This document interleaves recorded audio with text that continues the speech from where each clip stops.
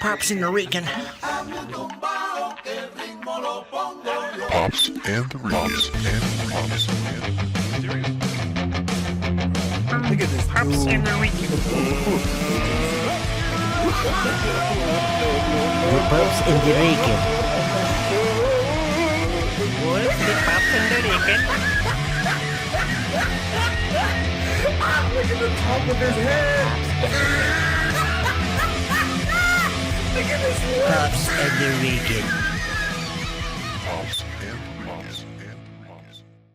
Hey everybody! Hey. It's the Pops and the Rican show. Yes. And if I remember right, which sometimes that fails. Yes. I think I'm Pops, And I'm the Rican. and so then we together are Pops and the Rican, Once and again, we do this show. Cease to amaze me. Well, it's because I have that God-given Yes. awesome factor. Yes, you do. Or I'm old. I don't know. Anyway, Rico. Yeah. I thought I'd tell you What? we're in for a treat today. Yes, we are. I know. I'm excited. For a couple reasons. On the way over here, it was raining, Mm-hmm. and then the temperatures have dropped. And so the everybody's treat slipping and is, sliding. the treat is we get to sing all the way after we get done tonight. We're going to sing all the way home. Slip sliding away. Yeah, it's Never good. heard that song. Oh, it's an oldie but a goodie. I see. Yeah, it's on my first album. I don't know if you probably haven't listened to it, but it's my first album, Singing on the Roundabout. Oh man, that's a great album. Ooh, sounds Yeah. like it's a doozy. I thought about doing Snoozer. another version of it on my second album, Lost on the Roundabout, but I didn't have time for that one. So anyway, we are in for a better treat than just slip sliding away on the way home. We have a guest with us tonight. Yes, we do. And so I'm pretty excited because this guy has amazing work and is one of the funniest comedians that people don't know about because there's some people interesting. We're gonna talk about that. there's some people that may not think, wow, he's a comedian, but man, this guy is Yeah. clever. Yeah. He's funny, and his Exactly. his work is amazing. So we asked John Branyan to be here, and he couldn't be here. So he sent a pinch hitter. No, I'm just kidding. We didn't even ask John. You know why? Because he doesn't like us. Well, I don't, he likes you, but he doesn't like me. I So hope so. well, I don't even know him, but I wish I did. well, I'm sure he's a great guy. he probably is. Every time that I've been around him, he seems to be great, but he keeps running away from me. Who do we got tonight? But no, hey, let me introduce to the show the one, the only, the infamous Gary Varvel. Thank you for having me for the show. I feel like I'm having a deja vu moment. Well, I think there's a glitch in the Matrix or something. I keep hearing the same things, but maybe it's just me. But John Branyan, I think he's a funny guy. He's a great guy, and I consider him a friend. well, But it's too bad you didn't get him. you need to get out more. Yeah. You went far down the bench to find me. No, not really at all. In fact, when we were talking about guests, you were one of the first people I said I should see if we can work it So, out yeah, for because- Gary to be on the show. Because I have a lot of time on my hands now. Is that why? I saw, hey, he pretty much decided to kick the star to the curb. No. Like, see ya. No, I'm just, No. just making this up as I go along. No, they made me an offer I couldn't refuse. Well, that's always a. And it wasn't even them. It was the Gannett. So let's get for those of you who don't know who Gary Varvel is. Gary has been cartooning for a couple of years, and has been doing political cartooning for the Indianapolis Star, and then more than that. But so you started with the Star you started? Well, I cartooning? actually started in 1978. We're in Brownsburg, Indiana tonight. This is my hometown, and I just worked my first job. I was 20 years old. I was working at a weekly newspaper just down the street, and it was only in operation for a year. It was called the County Courier, and it went out of business. And then the way the Lord worked it out, I ended up getting a job at the Indianapolis News as an artist in the newsroom. And I worked that job for 16 years. So from 78 until 2019, I was at the News and then the Star. I went to the Star in 1994 as the editorial cartoonist. But so what I do is you would call it political cartooning. It's also called editorial cartooning. But I'm in opinion journalism, and I did some writing while I was there as well. But cartooning was my bread and butter. It still is. I'm going to start using that as on like my byline for the comedy shows. He is a political opinion Journalist. Yeah, there we go. Yeah, that's you messed me up when you said journalist, because I was like, well, I don't even own a journal. Even journal. So let's talk then a little bit about. Where do you find? I know stories kind of just pop out to you because stuff happens every day. Yeah. When you got the people on the left, you got the people on the right, and what is it? Jokers to the left of me, clowns to the right, and so you get to sit around and draw stuff about them. But how do you choose and select? Well, What you're gonna go after, and then. How do you make that humorous, funny, with when you're drawing the cartoon side? First of all, this is a true story. A lady saw me at church. This is years ago during the shake the hand of the neighbor around Readers, you. the whole nine. Yeah, and she said, somebody told me you're a cartoonist, and I said, yes, I am. She goes, well, what cartoon do you draw? And I said, well, I draw the editorial cartoon. Where's that in the newspaper? She says. I said, well, that would be on the editorial page. She goes, oh, you're the guy that draws the cartoons that are not funny. Oh, wow. And Wow. she actually has a point, because humor is not the main objective of the editorial cartoon. Humor is a tool that we use to get across the opinion, but the main objective of editorial cartoons is to express opinions. Now, a lot of times, humor is the right tool. But for instance, I always talk about this, 9/11 was not funny. No. And so humor was the wrong tool for that. And so I did this illustration or a cartoon of Uncle Sam carrying a firefighter away from the rubble. 343 firefighters died in those towers that day. And so I came up with this idea, and it became very popular. We turned it into a poster. The Star did, and raised $130,000 for the relief effort in New York from my cartoon. I actually own So a copy of that thank print, you very much. and it's hanging in my home because it is a very powerful piece of work. Yeah, so that was just one of those moments that image stuck in my mind, and I got the idea from I was watching the coverage, in the aftermath. And it reminded me of the Oklahoma City bombing in 1995. Yeah. And the iconic image from that was this firefighter carrying a small child out of the rubble because there was daycare in. Right. Yeah. And so I thought, how ironic that the firefighters become the victim now. And so Uncle Sam representing the United States, carrying this firefighter with a tear in his eye and realizing that the sacrifice that they made. It also reminded me of a Bible verse, John 15:13, that says, no greater love is anyone than this, that a man will lay down his life for his friends. And that's certainly what those people did that day. So sometimes humor is not the right tool, but a lot of times humor is a way of expressing maybe a strong opinion in a softer way.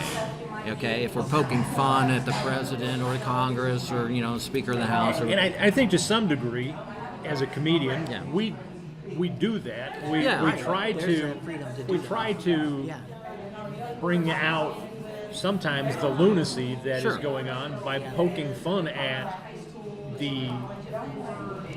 So I mean, really, so actually, they're our best script writers, right? Because they're writing You stuff. can't. I mean, Yeah. You can't make it up. doing and saying ridiculous things. Right. I mean, so that sometimes they make my job very easy.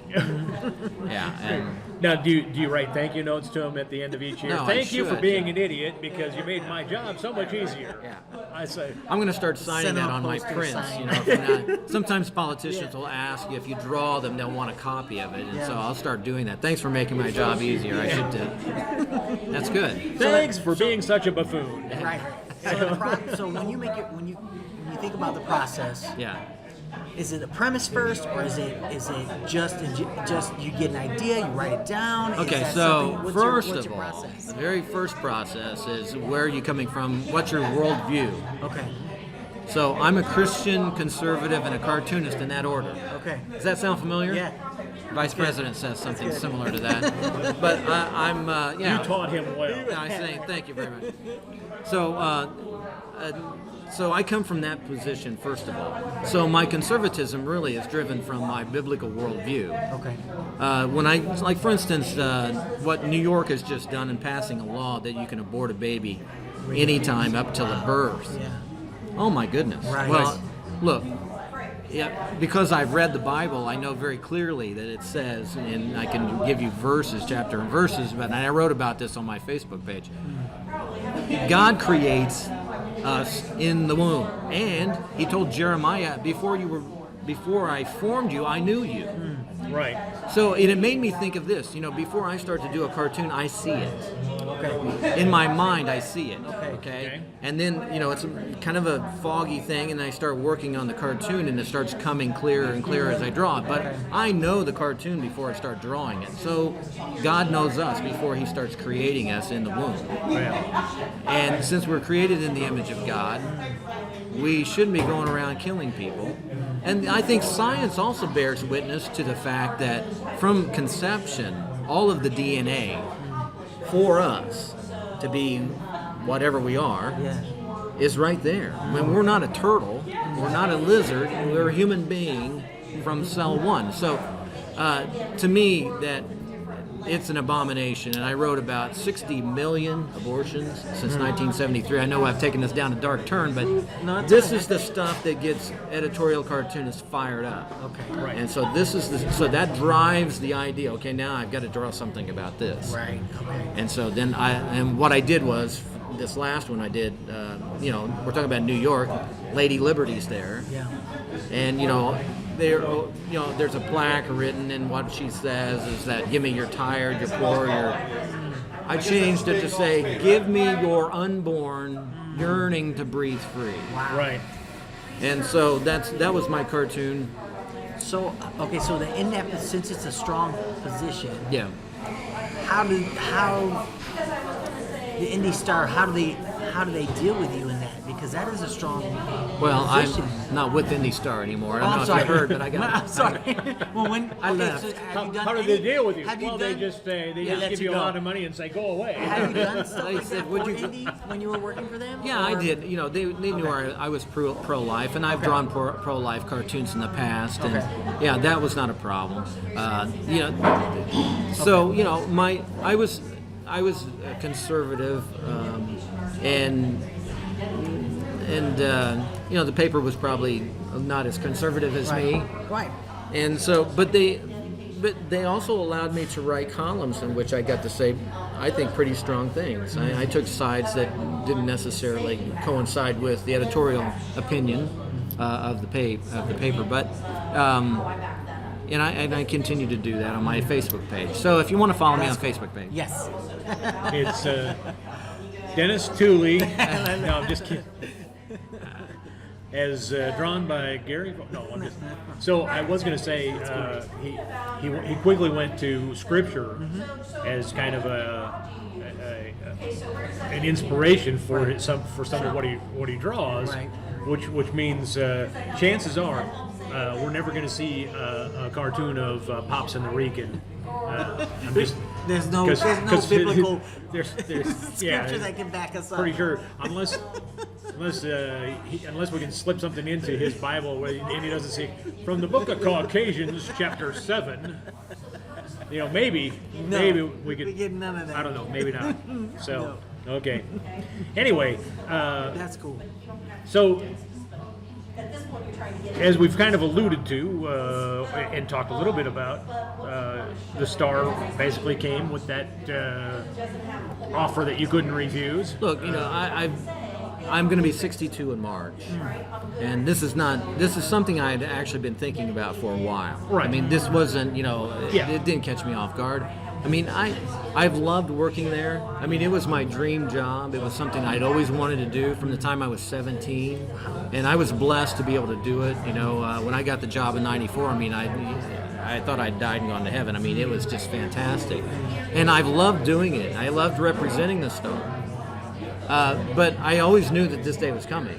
All right, so it's not like they didn't kick me out. Right. Well, I don't but- think. Yeah, I couldn't make it sound like that either, No. because Gary did not make that statement. No, I mean, no, Rico, the Rican, made that comment. and Who put that on me? Well, yeah. no, but I even liked I liked working for them. I liked the people I worked with directly. I mean, So but- what's but the I- normal tenure for a political no, cartoonist? well, you're With, I mean, let me give you this little fact. So when I got interested in doing this it was 1974. okay. And I met Jerry Barnett, who became my mentor. He was the editorial cartoonist for the Indianapolis News. And when I met him, he told me, he said, you've got talent. I think you can do this for a living. But let me warn you, there's only 200 of these jobs. Now, that was 1974. 200 jobs. Wow. I mean, there's more NBA players Wow. than there are that. I mean, is so true. So you're See, talking about... You made the wrong choice. You should have played Yeah. the NBA here. So, but here well, you got to have the right tools for that. Well, And I didn't have those tools. But so today, there are less than, I'm talking about staff cartoonists who work full time for a newspaper. That's all they do. There's less than 20. wow. Is it? Well, So and I left. And I was just going to go back to school to become a political cartoonist. I would not is it advise because that. of the digital age and now that it's. Well, there's a lot of factors, Okay. and part of it is the internet. Yeah. Part of it is people getting news on their devices now, so that's changed things, and so they're not getting the newspaper as much. The older folks, which love to hold the newspaper, their lifespans are coming to an end. The other factors are, advertising. Advertising has been able. People are still spending a lot of money on advertising. It's just they're doing it in other places. Google, Facebook. Right. They're not doing it as much in newspapers. Pages, right. So as the revenue goes down, then newspapers had to make cuts, and so one of the easy things to cut is the cartoonists, because there are still a lot of editorial cartoonists who are syndicated. Okay. So you can get syndicated cartoons for a lot cheaper than having your own full-time plus benefits, all of that. So I understand, it's capitalism and it's the way it works. And I'm not begrudging that at all. I mean, newspapers have had to make hard decisions in a difficult climate, and you're also trying to imagine what the future holds. Right. And so, when I could really start seeing the shift happen around 2000. And so we're 19 years later now, All right. and it's a completely different world. I mean, we're talking about, at the time I'm saying 2000, there was no iPad, there was no iPhone. Right. Right. So these things came and changed the way we did business, and so it's just a fact of life. In the state of Texas, there are no editorial cartoonists. Wow. None. There's a great editorial cartoonist, Pulitzer Prize-winning cartoonist living in Houston, but his paper let him go because he wasn't driving enough traffic to the newspaper. Wow. So that's what it became. The business went from, when I first started doing this, I would do my cartoon and hand it off to somebody, and it got in the paper some magic way, and I had nothing to do with it. I mean, I just Wow, did so the you cartoon. that was your focus. Boom. Send it So off. by the time I left, I was creating the cartoon, coloring the cartoon. Then I would, put it into the system so that they could put it on the page. Wow. Then I'd have to tweet it out and Facebook it and do all the social media stuff to try to drive traffic to come and look at the cartoon. Wow. And it became a big, a big operation, and just Right. trying to keep employed, Yeah. And during that time, I will say this, And I wrote a farewell column. They let me write a farewell column in the Star. I mean, I've been there a long time, 40 years really, working for that newspaper. And one of the things I said was, it was my dream job, and a lot of people couldn't understand why would you want to leave that dream job. But I had some new dreams, and one of the new dreams is what I've been trying to work with my son, my oldest son. I've got 3 kids. My daughter is the oldest, and then I have 2 sons. And my youngest works at Channel 4 as a creative producer. He does videos, commercials for the on-air talent, promoting them. And then my oldest son is the executive director of House of Grace Films. So House of Grace Films, we've produced 2 movies, one in 2009, one in 2014. And that I got the biggest high off of that. Right. Not just the process, but the response from people. We had people contact us and say, I'll never see you on Earth. I'll never meet you on Earth. But I'm going to go to heaven and I'll meet you there because of this movie. Wow. And here's the why. Yeah. It's not because we're such great filmmakers, it's because we have the gospel in the movie. And the gospel is the thing that changes people's lives. And so, I have had the experience doing that with him. And I thought, wow, I'd like to do more of this. So my new dream is, is to make that happen. I've got other scripts. I have other scripts I'm working on. Okay.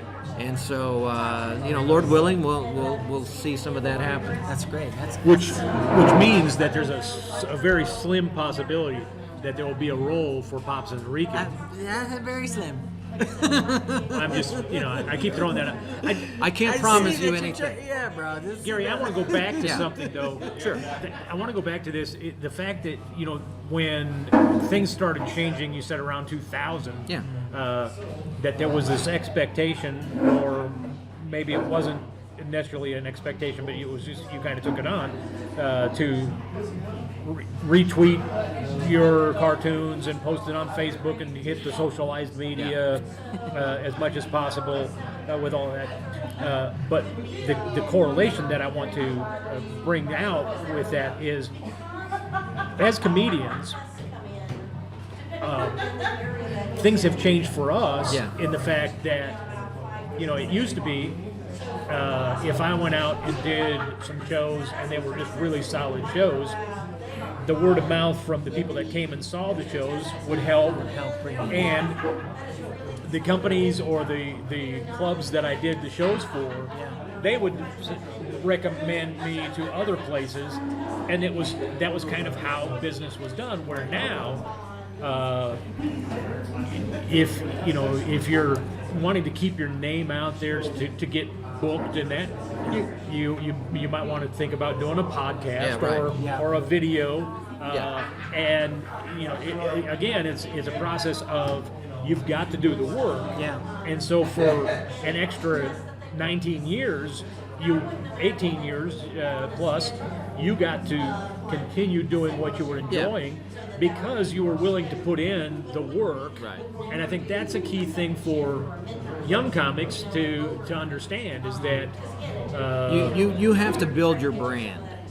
You have to develop an audience. Right. And so you have to do certain things to reach them out there. The days of you just, the Star had the circulation, I just did my thing, and then they got it out there. Well, things have changed. And so now you've got to go find the audience, because people are so busy. If you look around the room here, and people are on computers and they're staring at their phones with people at the table with them, and they're not paying attention to them. And so you've got to find ways of reaching them there. Right. Now, I recognized that early on. So one of the first things I did in 2000, I started doing my cartoons in color. Now that was back then it was like a no-no. Editorial cartoons are serious. You got to do them on black and white, so it's strong. Right. I started doing color because we started seeing them on a computer screen, and you expect them to be in color. They grab your eye. Life is in color, right? So I started doing that. Then the next thing that come along was a blog. So I asked my boss, can I do a blog? Okay, they set me up. I started writing stuff and just started putting my stuff on the blog. Yeah. And I would put I would do pencil sketches and I'd put them on the blog. Here's my sketch and then here's the final. Just anything to try to draw attention. Then the next thing was I saw some other cartoonists doing animation. So I started, I got to figure that out. So I started just trying to make the things move a little bit. And it's, it again, now it became, so when... Yeah, just let it roll. Is it still going? Okay.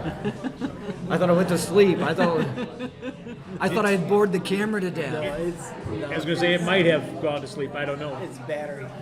Is the battery? I guess it was just charged.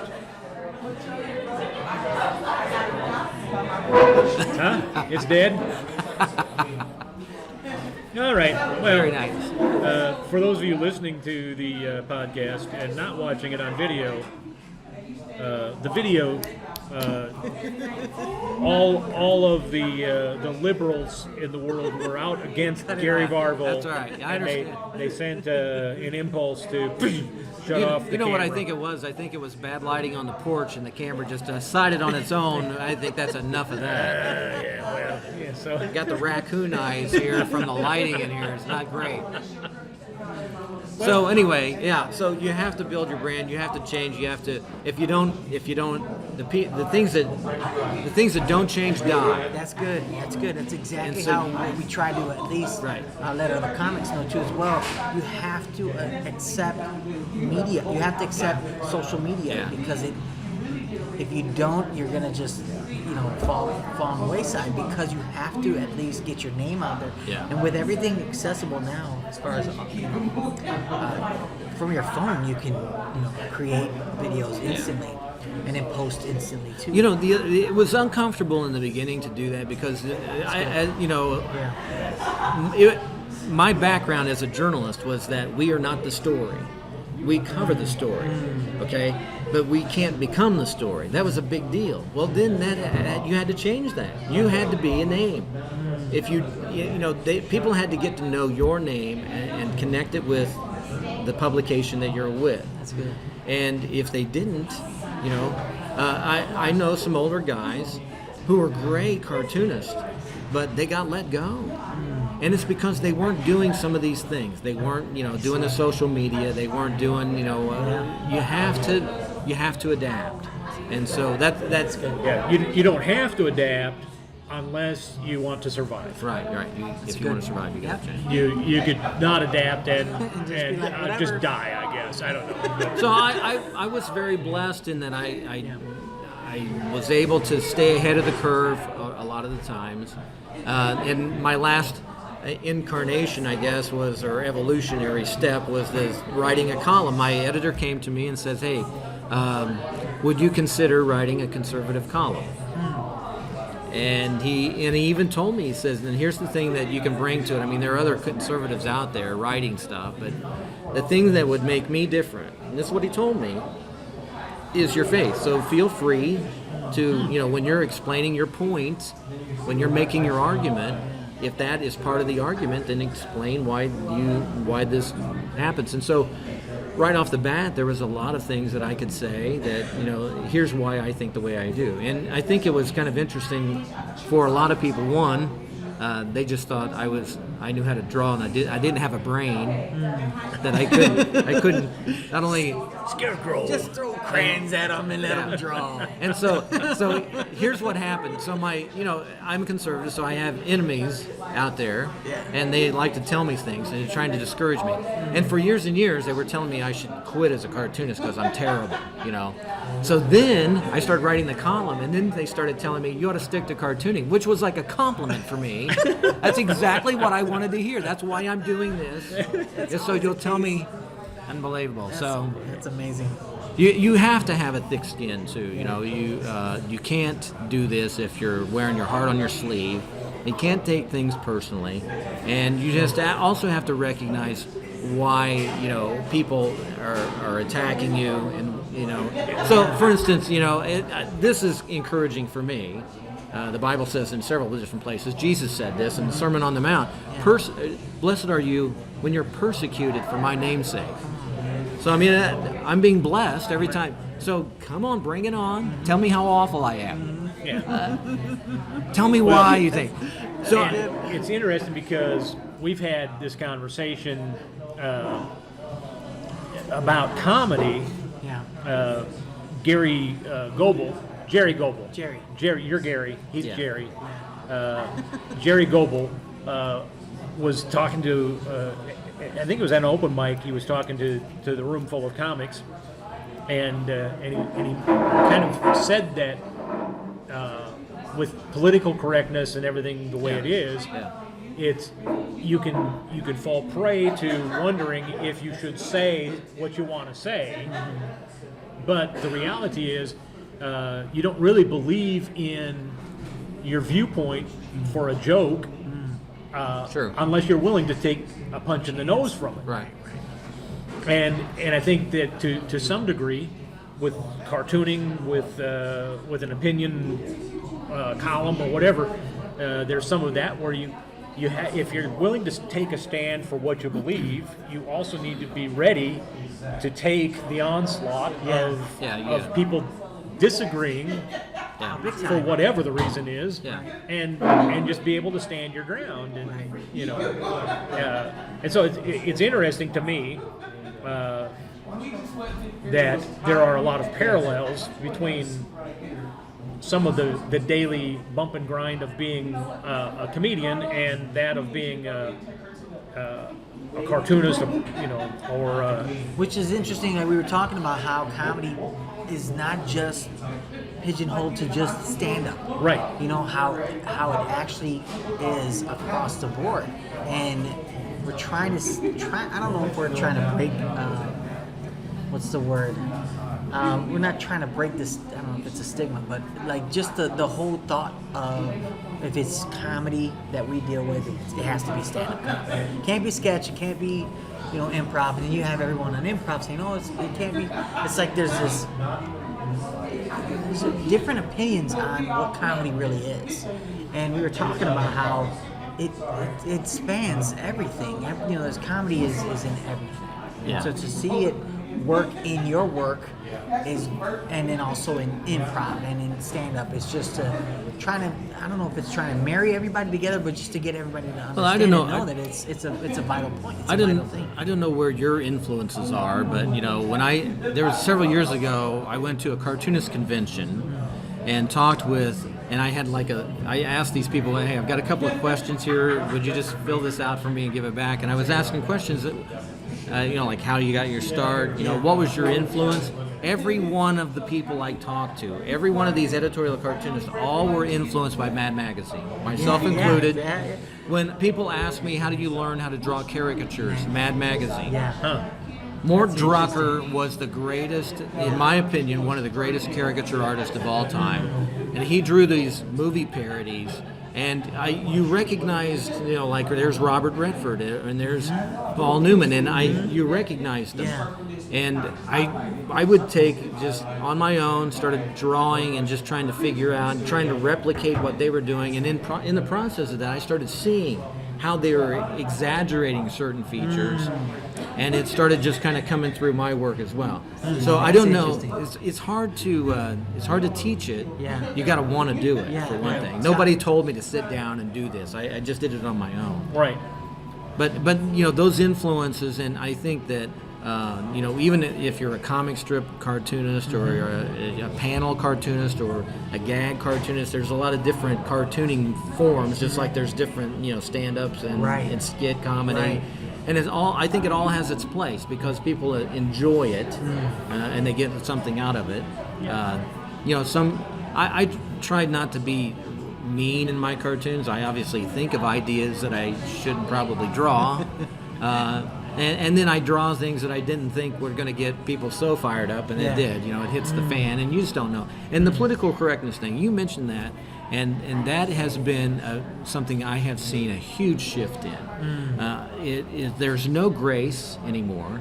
There's no, okay, I didn't like that cartoon or I didn't like that joke, but Now the tendency is I didn't like that joke, and I'm going to ruin you, and I'm going to go after the advertisers Exactly. so that you can't survive. You no Yeah. longer, Holy cow, take what your is job. that? Exactly. I don't know And- why that. And it's even, okay, I don't want you just to lose this job that you have right now. I don't ever want you to work I don't want you to work again. Exactly. So So there's no forgiveness. There is no grace. yeah, there's no nothing. grace. Yeah. So I think part of it probably is because people haven't experienced grace, or they don't, they haven't had that. I mean, I know that from a personal standpoint, my relationship with Christ, I recognize that He forgave me. Yeah. I didn't deserve it. And so because He forgave me, I'm going to forgive others when they hurt my feelings or step on me or, something like that. I'll give you grace in that. That's a good point. That is a good point. So anyway, that's kind of, it's a sad thing to see that comedy's gone that way, and editorial cartooning. I mean, it's become It's a challenge. it's a blood sport. Well, it's. I've been talking about this lately, that we have come to this point where being offended has almost become a recreational sport. Yeah. To where I've actually I've started my own recreational league, Yeah. the offense league. Yeah. And the idea is you get a team together, and your team needs to take as much offense as possible on everything possible. Yeah. And if you don't take offense, then the other team can steal your offense. They can become That's how they get offended the points. for you. I like that. And they take points away from you. And so if you don't want to be a loser, you got to take as much offense as possible. I think that would be a And, miserable game to be a part of, but I could see that being a bestseller. Well, Right. I'm hoping it is, because that's my right. retirement plan. Is Okay. I'm going to live off the money of other people's offense. But we have a country of victims now. Everybody seems to be proud to be a victim. I can't stand it. I don't want to be a victim. Yeah, Even if I screw up, I don't want people to I don't want to go celebrate. Hey, I'm a screw up. Yeah. Or hey, I got cheated. Well, I I don't celebrate getting cheated, but I will say, as a screw up, I've made a pretty good living doing There you it. go. So, because I'm on my second house, and countless cars that have been able to drive because I'm a screw up, and I thought you were going to say that you cheated people out of them, and that's I've why you learned to make good money as a screw That's up. a hustle man right there. I don't cheat people, although I will sell them a sound system they didn't need. No, I'm just kidding.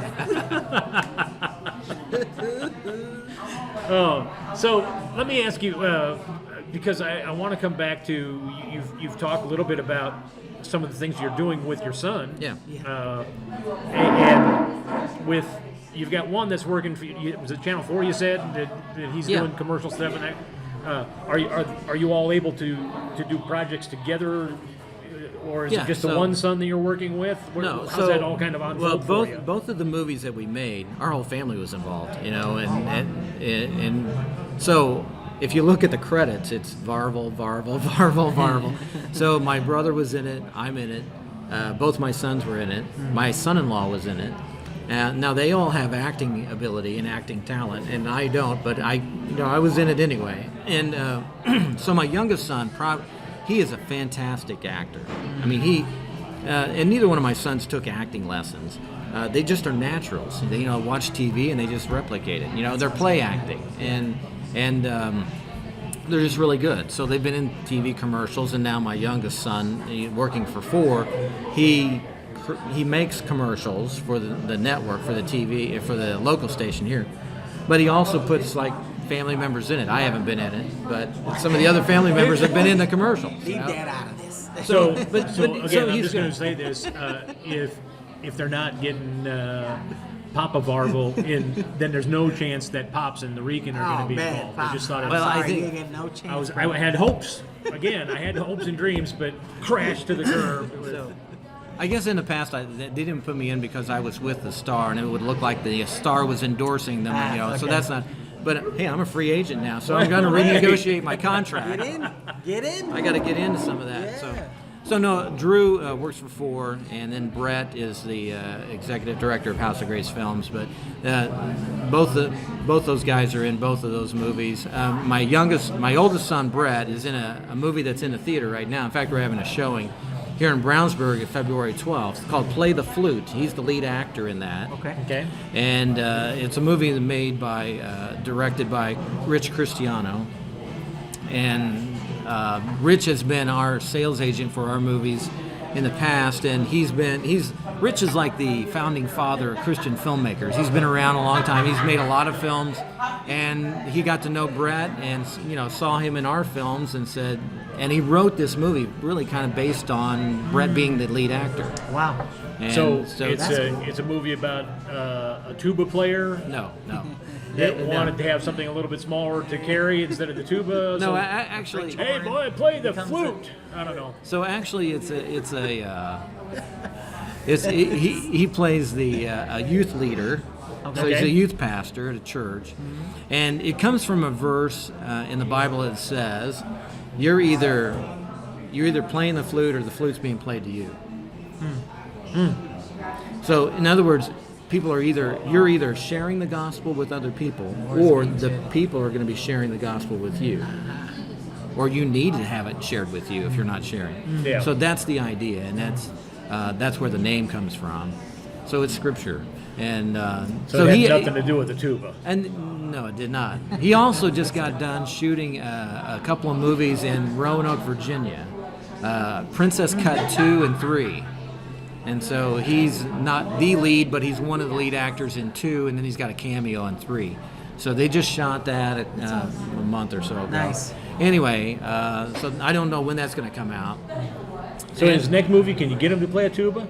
This guy. He used to play the trombone. Does that count? Well, that's close. Okay. That's close enough. All right.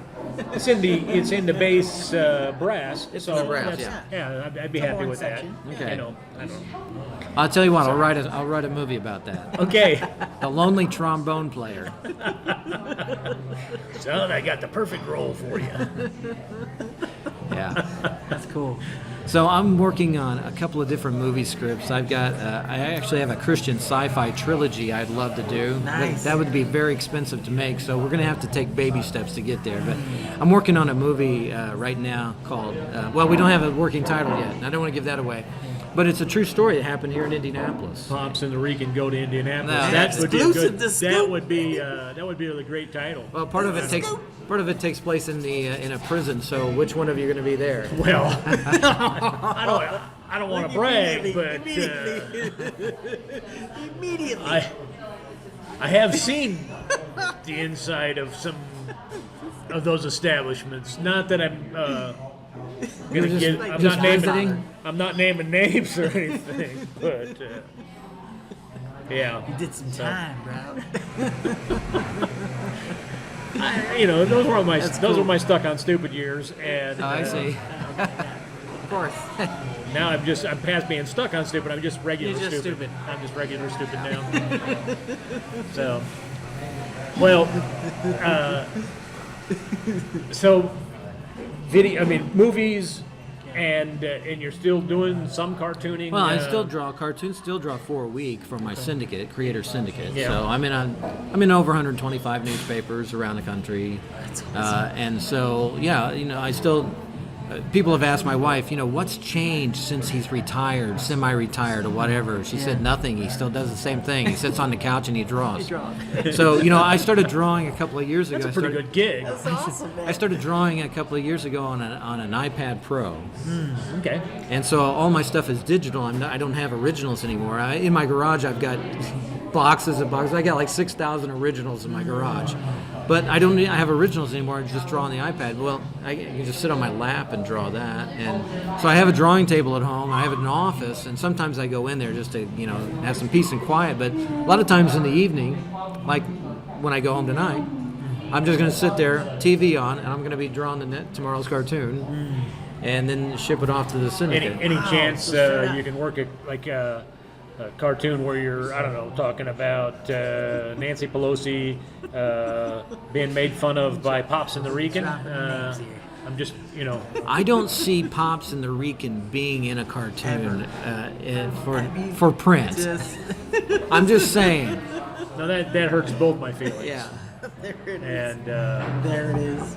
so, well, I guess, you But know. Pelosi, yes, she will be in it. well, She will be in it, yeah. There you go. well, I got half my dream. You I tried mean, it, bro. It was nice. if you're looking for somebody to throw eggs at, Pelosi, Pops and Rican, we could do that, you know. Yeah, it's not my kind of humor, but okay. I got it. I hear what you're saying. Well, if you're looking for really bad, You know, it's interesting. cartoons, Horrible just- idea. I have people send me ideas, and sometimes they're like, "You should do something about global warming." That's not really an idea; it's a topic. that out Yeah. You know, it's not an idea, but Potholes in my town. yeah, potholes. that's kind of like Yeah. So what's the idea? it's kind of like hate after them. after you do a comedy show and people, you know, they want to come and talk to you and Yeah. and they're, inevitably there's always the guy that's like, I got this joke. I got a joke for Yeah, you. yeah. Oh, Yeah, okay. oh, yeah. See, that's And it's good. it's a street joke that's Yeah. been around since, you know, Right, sure. probably before I was in kindergarten, which was Right. a long time ago. Yeah. And they're like, and you can use this one in your skit, right. in your little skit. You'll like this one. Yeah, You're gonna- this is a good one. In your I'll go ahead and let you use it in your little skit, Yeah. in your little thing you do there. And I'm like, wow, thanks. I appreciate the hard work you did coming up with that brilliant piece of comedy for me. But I don't think Jerry Seinfeld would appreciate that I use his material. Right. So I've had people send me ideas, and then I will send them back a link to the cartoonist who did that idea and say, "You mean like this one?" Oh, salty. I think it's already been done. Yeah. That's good. Oh, I was going to. Yeah. But then that guy did it. You You know. know, does this ever happen to you? 40 years ago. Sometimes people will come up and say, "You know, you're so good. I love that one you did," and they'll tell me some idea that I have never drawn before. Has that ever happened to you? I love that joke you told about da da da da. Like, I don't even know you, bro. Oh, as far thanks. as I just haven't done accept it it. long enough for somebody to come up to me and tell me, yeah. I Just just one joke. If they do, I'll be like, oh yeah, and I'm gonna have to talk to Brian Regan about getting my material back Exactly. because I'm pretty sure that was Brian Regan. You know. I just accept it. Thank Yeah. you. Yeah, thank you. I Thank appreciate you. it. You know, it didn't take me very long to think that one up. You know, I just, In fact, it didn't even feel like I drew that. Exactly. It was yeah. so simple. I completely forgotten about that. That was such a good joke. I don't remember writing it. That's how good it was. It just came out on fire, of somebody else's mind and amazing. mouth. Every once in a while, you know, like on Facebook, because I'm friends with a lot of other cartoonists, sometimes their cartoon comes up in the news feed, and then a lot of times this will happen. I'll see it and I go, ugh, I wish I'd have drawn that one. I can't believe I didn't think of that, Okay. you know. And so you got to be first. Yeah. So because you Yes. know so many cartoonists, Yeah. do you happen to All know? 5 of do, them, do you yeah. happen to know my good friend Earl Music? How do I know him? Well, he's a cartoonist he's done stuff for like the post office for quite a long time. He used to draw stuff I for don't- the I don't- FBI, I think. Okay, I'm not personal. I don't But- know. I may be Facebook friends with him. I'm not But, personal yeah. friends with him, but I've seen the name. Obviously. I thought I'd throw his name in there so that I can then tag him. Hey Earl, you should watch or you should listen to this, and maybe he'll share it with his friends. Oh, in that case. Well, Earl and I are really world famous Gary Varvel. Look, Earl and I are- talked about me and how tight a friendship we have. Earl and I go way back. Yeah, we've had a long history of slinging ink together. Yeah, boy, remember those days? So. Hopefully we'll pick up at least 3 listeners from that. I appreciate your help on that. No, but so what else? I mean, you got anything else coming up like in the near future? You doing any speaking engagements, places that you want to highlight? You want to throw out? You want to do some shameless self promotion? I have some, but I don't want to talk about it. Okay, well, That's good. what happens in therapy Yeah. stays in therapy. I'm okay with that. I'm good with that. So, well, I want to thank you for taking some time. To, Oh, we're done? Well, I don't know. Oh man, I thought This this is was the- fast. This is the we ep- broke the camera, and This is the end of the first episode. The continuation comes next week on the Pops and the Rican show. Gary Varvel comes back and talks about his childhood and why he hates cats. Yeah. And all the cat lovers are like, Gary hates cats. yeah. See, He should do an edit. No. Yeah. If you could do a cartoon about cat haters, that would be really nice. I don't know. So no, Yeah. I appreciate you taking your time to share Oh, from happy your to do it. experience, and I think I don't know. I'm pretty sure that Rico might have actually learned 2 things tonight. So 2. I saw his face brighten up, and every time it does that, it means he's learning I something. learned something. I That's hope great. I hope I didn't lose you guys some listeners because of No, it's all good. Don't people worry say, about "Oh, Gary Varvel, I can't stand that guy." it. No. Well, no. well. My favorite button. If we lose any of our 2 listeners, we'll just we'll pick up 2 new ones from Earl Music, I was evidently. gonna say, yeah, Earl. My favorite thing to do on Twitter is block people. That's my favorite He's like, thing. Yeah. Unfriend on Facebook. Unfriend you. Twitter is like the worst. Yeah. I don't know what it is, but people just feel, and you know, when people say terrible things about me, Yeah. then I kind of you can put your cursor right over it and see how many followers they have, like 20. And so, no That's an easy one. no one's seeing this. You just started this, so you could just, Yeah. chew on me. So I Yeah. block. Yeah. Anyway, I just thought I'd throw that out. I know you're trying to wrap You're things gonna up. get I will blocked, tell guys. you. I'm making it more difficult Just for let you to you I'll know. tell learn. you that the stuff that I try to post on and leave comments on, nobody says anything about. So I'm thinking I was blocked a long time ago. I don't know. He was just like, That's nope. what- Let's get this I've heard done. about this idiot. Blocked. Let's get this you know, out of the way. Yeah. which wouldn't be so bad, but Yeah. my parents did the same thing. Did so- they? Did they? Yeah. Block this is Yeah. bro. Well, I know you're trying to land the plane here. I'll shut up and No, let you. It's all that's- good. Trust me, it's all good. Don't worry. It's kind of like taking a flight into Dallas. Sometimes you're not sure if they're going to go ahead and land the plane or if they're just waiting. You just don't know who we're dealing with here. Who are we dealing with? He just doesn't know how to land the plane. Oh, okay. That's the thing. Is we're constantly circling. It's just a Here's, circle. here's what you're supposed to do. Every Well, time. we're out of Come time. on, Dennis. Just Thanks for land the being bad boy. Either we accidentally land the Come on, plane or we Pops. get shot down. One of the two. one of those. But Come on, Pops. eventually it hits the ground. And so Yeah. because Rico has indicated that he again hates me, No, no, which no. which as Hates. as the old guy at the table, I should probably slap him someday. How old are you? Do you want to say? Let's go with in my mid 50s. Let's go with mid 50s. Oh, okay, see. So I'm the old guy at the table. Let's go with mid 50s, and I'll own that's it. my story, and I'm Right. sticking to it. And because in a cartoon he can draw himself a lot younger. See, Yeah, where I gotcha. So where he on can always- stage he can it's always pretty stay much young. you get what you Forever get. young. I gotcha. No, but I do thank you for thanks for having me. helping us make sense out of the Pops and the Rican show tonight, and Make sense out of it? well, I don't know. I'm just spitballing here, but Sorry. You feel me? We just Yeah. went around. I'm sorry I broke your camera. I really feel bad about that. no, I'm pretty sure that was Rico's fault. Yeah, you know. everything's on me. Everything's on me. I told him, hey, why don't you pick up battery? why don't you pick up some batteries? And he Some goes, batteries, man. and he says, oh, I can do that. I'll just stop over and Look at the accent. So he went. Wow, wow. He spun by his place in What Puerto he Rico just and said came. that I Oh, look, hate I get you. him. Look at this. I don't even talk like that, bro. He's okay, I say. It's okay. You want me to grab it? Okay, no problem. He's okay. I'm okay. I got it, bro.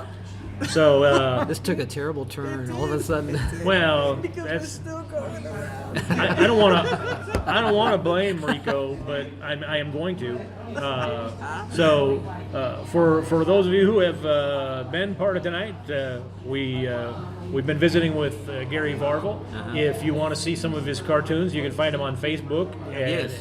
and if you're looking to see some of the other work that he does in syndicated newspapers, just do a Google search because It's everywhere. evidently, if I ask him for that, I'll just be spinning the plane. There's not a lot of Varvels out there, so yeah, So you should see my much. stuff out there.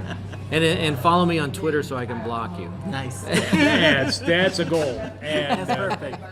But it. thanks so much for being part of Thank tonight. you. I think, although we've talked quite a while, I still think I'm Pops. Yeah. Okay. And I'm the Rican. And I'm Gary Varvel, and I'm holding up a cartoon right now. Can you see that? Oh, you can't see Yeah, it. it's amazing. That's a shame. And so this has been Gary Varvel as a guest on the Pops and the Rican show. Pops and the Rican. Thanks. Bye. Good night. Pops and the Rican. Pops and the Pops and Pops and The Pops and the Rican. Look at this dude. Pops and the Rican. Look at the top of his head. Look at his lips.